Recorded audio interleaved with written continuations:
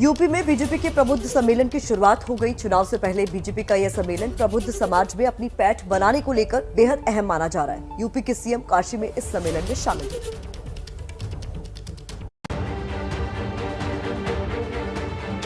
UP के शहर शहर में प्रबुद्ध सम्मेलन की शुरुआत हो गई है।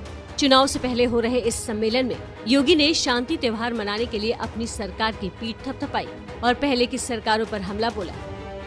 आज देश के अंदर उत्तर प्रदेश की कानून व्यवस्था को लोग सबसे अच्छा मानते हैं।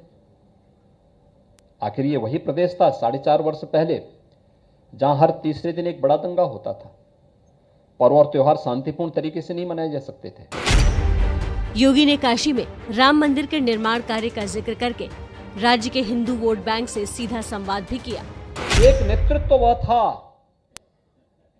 आजादी के तत्काल बाद जिसने सोमनाथ मंदिर के कार्य के शुभारंभ का विरोध किया था, और एक नेतृत्व आज है अयोध्या में राम मंदिर के निर्माण कार्य के लिए प्रत्यक्ष रूप से उपस्थित होकर के 5 सदी के इस इंतजार को दूर करके गौरव की अनुभूति कर रहा हो।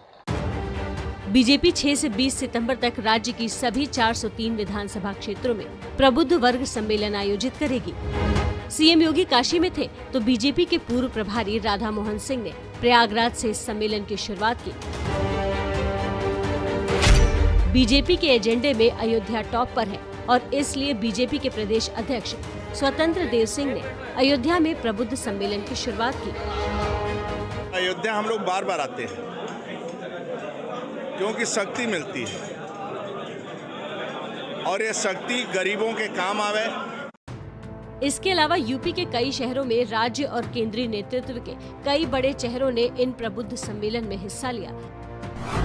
वैसे अयोध्या पर नजर सिर्फ बीजेपी की ही नहीं बल्कि इस चुनाव में हर पार्टी अयोध्या को ही आगे रखकर चुनाव लड़ना चाहती है। पहले बीएसपी ने अयोध्या से प्रबुद्ध समाज सम्मेलन की शुरुआत की थी और हिंदू वोट बैंक को साधने की कोशिश की थी। अयोध्या में ओवैसी भी आने वाले हैं। 7 सितंबर को अयोध्या में असदुद्दीन ओवैसी भी शोषित वंचित समाज सम्मेलन आयोजित करने वाले हैं।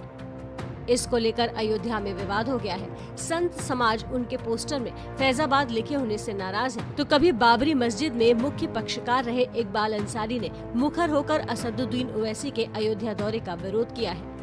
ओवैसी जी की भाषा आप देख लीजिए, उन्होंने इस अयोध्या जिले को कहा फैजाबाद में कार्यक्रम। आप फैजाबाद क्यों कर रहे हो भाई? जब सरकारी अभिलेख में अयोध्या जिले का नाम दर्ज हो गया तब आपके पोस्टर पर क्यों फटा फैजाबाद का नाम? ओवैसी साहब को जो है अयोध्या पसंद नहीं आई इसलिए उनको जो है फैजाबाद लिख दिया गया। फैजाबाद लिखने की उनको बिल्कुल ज़रूरत नहीं थी।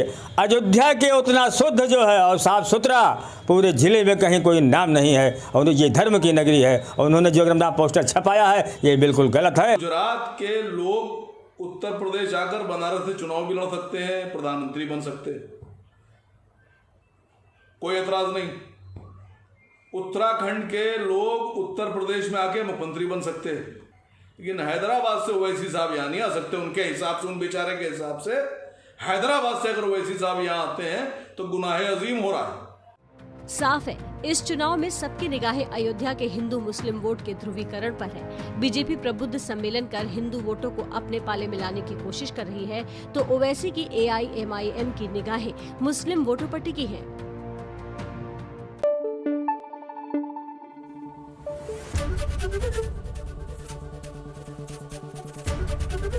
ABP न्यूज आपको रखे आगे।